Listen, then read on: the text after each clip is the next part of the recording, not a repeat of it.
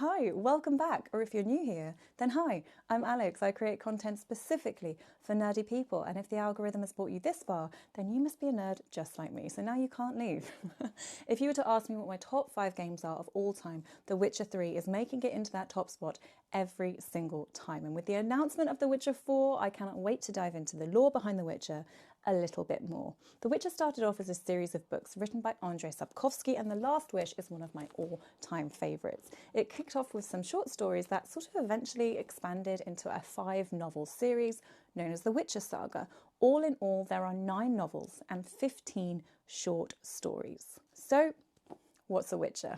At the heart of Sapkowski's novels and CD Projekt Red stories are monster hunters that we know and love, known as witches. There are a few different witches in this series, but obviously our main love is Geralt of Rivia. You also might know him from the Netflix series if you've not played the games or read the books, particularly played by Henry Cavill, and we don't mention you know who.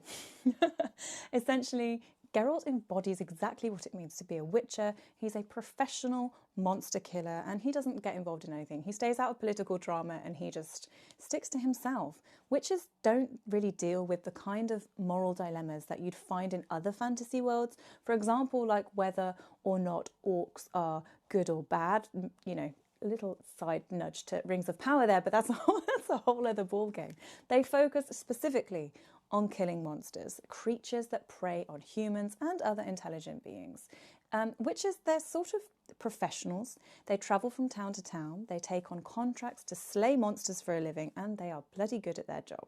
To be effective, though, they all have to go through this dangerous process called the Trial of the Grasses, and only 3 or 4 boys will survive the trial. During this trial, they'll get pumped full of these mutagenic elixirs, making them faster and stronger than regular humans. They also gain resistance or immunity to diseases and poisons, but it comes with this hefty price. Another key aspect of being a witcher is that they're outsiders. They're often viewed as little better than the monsters they hunt. Think of them like the gunslinger in a western, or sort of that lone ranger in a samurai film. They're solitary figures doing important work. What tools does each witcher use? So even though witches are mutated, they can't just rely on fists and brains to hunt monsters. They use a mix of typical fantasy gear, sort of like crossbows or chainmail armor, along with some really cool and unique items. So for example, the witches are skilled botanists. They can brew potions, they can heal their wounds, and they can even see in the dark.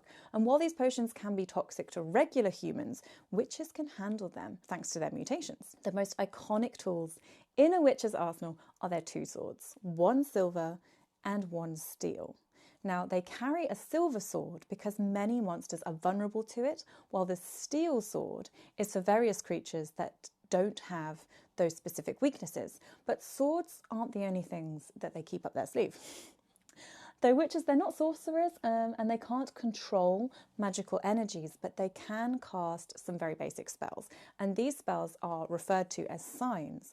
They're simple gestures that give them this edge in combat, kind of like how a grenade would work for a special ops soldier. Now, the big question, who is Siri? What's her backstory? What's her lore? So as we mentioned, Geralt of Rivia, he's been the main character throughout the Witcher books and throughout the games and throughout the TV series. But with The Witcher 4, we now get to play as Siri. And while she's sort of new to the lead role, she's not a stranger in the Witcher universe, and The Witcher 3 did kind of set it up for her to take on this protagonist position. Siri is Geralt's sort of like his adopted daughter, but that's like a very broad nutshell. She's way more than that. She's the heiress to multiple thrones, and she has something called the Elder Blood, which is like, it gives her a special connection to magic. The title, The Witcher, actually refers to both Geralt and Ciri, and it always has. Without Ciri, there wouldn't be a saga.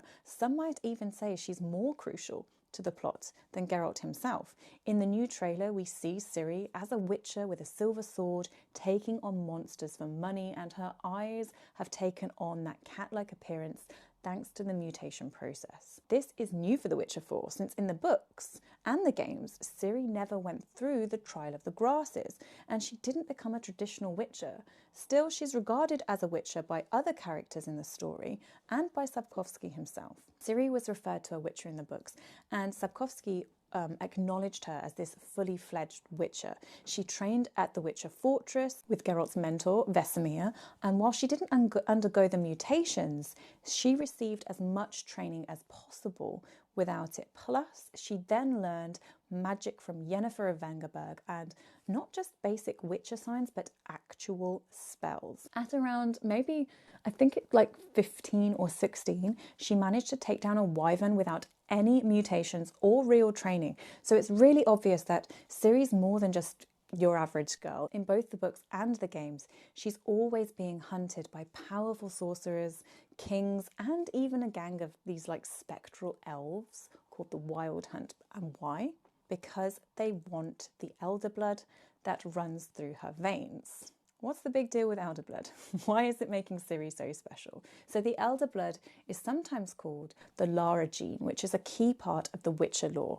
This bloodline started many generations ago by elven mages aiming to create a child with powers beyond even the elves. For a long time, it sort of seemed like the gene had vanished, but when Ciri was born, it became clear that she was a carrier of the elder blood. Now, unfortunately, this comes with both perks and drawbacks because of a very foreboding prophecy. There are different interpretations of this prophecy, but it generally suggests that the child will either save the world or be the one to destroy it. In The Witcher 3, we see that her elder blood grants her certain abilities. She's known as the Lady of Space and Time, and in the books, she can travel between dimensions thanks to her elder blood, but mainly people want her because of the prophecy. Now, watching that trailer, you might be asking yourself, what is the monster? So since witches are all about hunting monsters, it makes sense that the new trailer features Ciri battling a terrifying,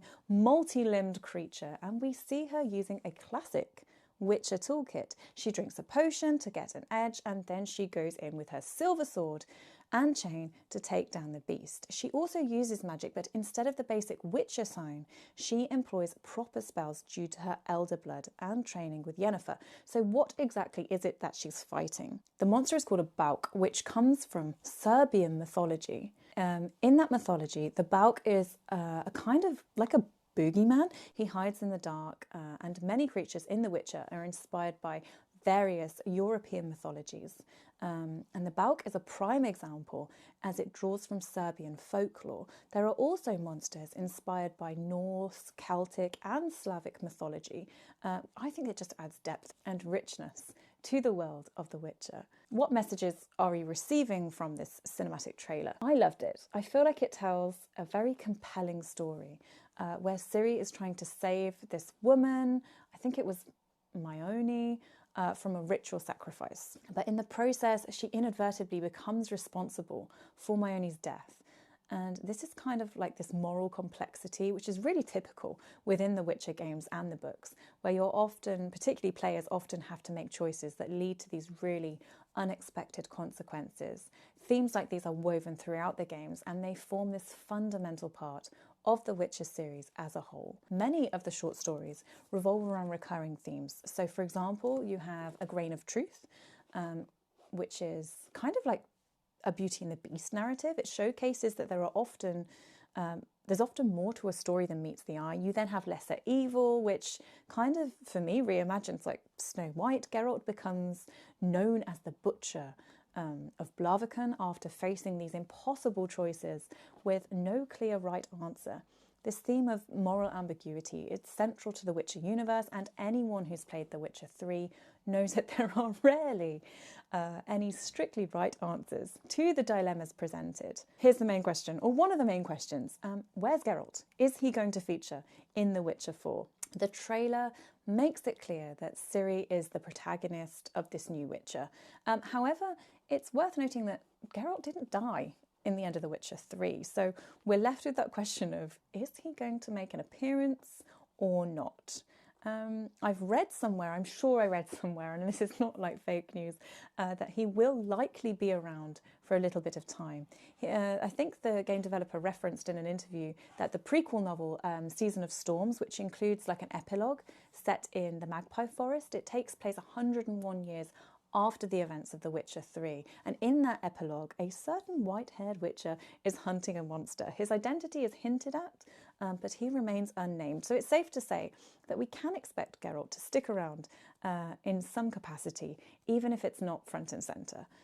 With all of this in mind, I feel like that kind of gives you a really brief, condensed version of the Witcher universe. I'd like to try and keep it as simple as possible.